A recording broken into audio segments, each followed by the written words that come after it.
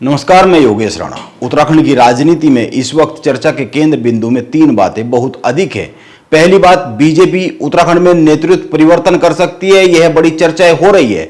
दूसरी बात, धामी कैबिनेट का विस्तार होने वाला है, यह तय हो गया है। कई मंत्रियों की मौजूदा कैबिनेट से छुट्टी हो सकती है।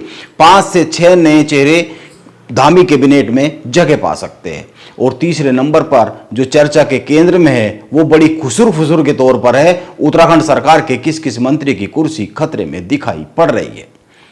अब इन तीन बातों पर चर्चा करें तो पहली चर्चा जो उत्तराखंड में नेतृत्व परिवर्तन की है वो तो खारिज हो गई है, क्योंकि यह तय हो गया है कैबिनेट का विस्तार हो रहा है। जब कैबिनेट का विस्तार हो रहा है तो जाहिर सी बात है नेतृत्व परिवर्तन तो क्या होगा।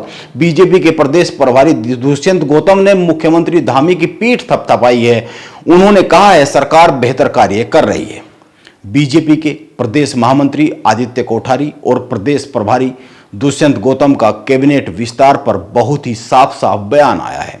आइए पहले उनका बयान सुनते हैं, इसके बाद यह समझने की कोशिश करते हैं किस किस मंत्री की कुर्सी संकट में दिख रही है। चर्चा है इस कैबिनेट विस्तार के बाद में, जो कैबिनेट विस्तार की चर्चा हो रही है। अपने प्रदेश कोर टीम की बैठक अभी हाल में हुई थी और उसमें मंत्रिमंडल के विस्तार पर चर्चा हुई है।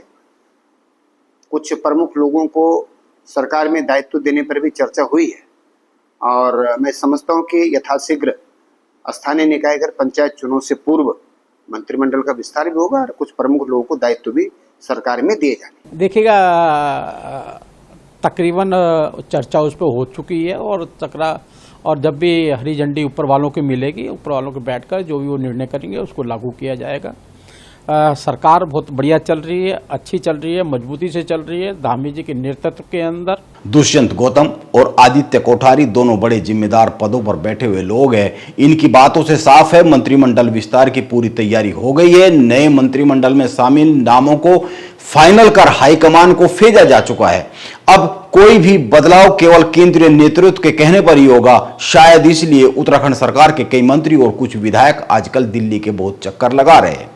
यह साफ होता है कि आखिर दिल्ली के चक्कर इतने क्यों लगा रहे हैं बीजेपी के कुछ नेता और मंत्री, यह इस बात से साफ होता हुआ दिखता है। अब अगर बात करें धामी कैबिनेट के मौजूदा मंत्रियों की परफॉर्मेंस और चर्चा के बाजार पर, तो आप एक बात पर गौर कर लीजिए। दिल्ली की दौड़ कैबिनेट मंत्री धन सिंह रावत, गणेश जोशी और सुबोध उनियाल ने लगाई है। अभी कैबिनेट मंत्री प्रेमचंद अग्रवाल, रेखा आर्य, सौरभ बहुगुणा दिल्ली नहीं गए हैं। धन सिंह रावत लगातार 2017 से मंत्री है और कई विभाग तो उनके पास उसी वक्त से। त्रिवेंद्र सिंह रावत की सरकार में भी उनके पास शिक्षा और सहकारिता विभाग थे। इसके बाद तीरथ सिंह रावत की सरकार में उनके पास स्वास्थ्य और चिकित्सा स्वास्थ्य विभाग रहे।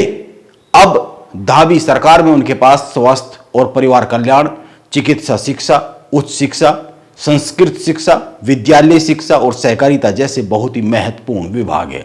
इनमें से कई विभाग में घोटाले और अनियमितताओं के मामले सामने आ चुके हैं।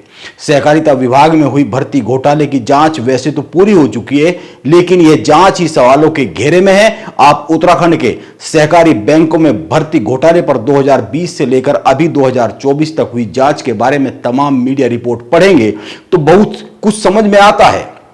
आखिर यह जांच इतनी लंबी क्यों चली और इस जांच में क्या हुआ।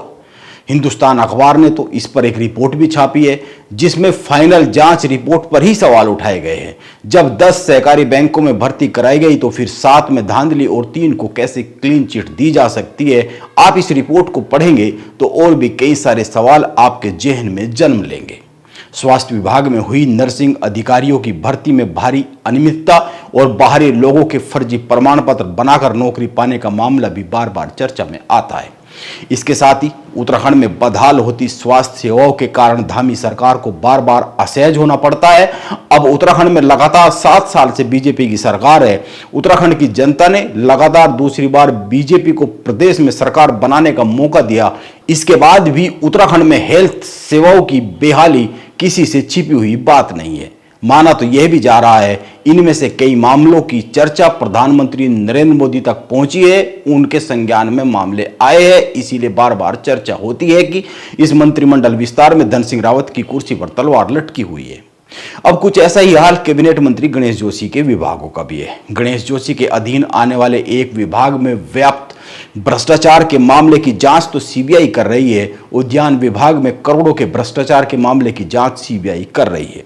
अब सीबीआई जांच में क्या निकलेगा यह तो आने वाला समय बताएगा, जब जांच पूरी हो जाएगी। लेकिन अभी उत्तराखंड सरकार को इस विषय पर बार बार जवाब तो देना ही पड़ रहा है।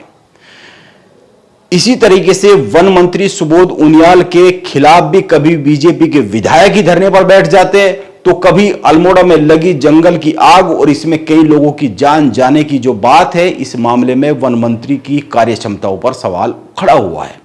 माना जा रहा है उनके विभागों में भी फेरबदल किया जा सकता है।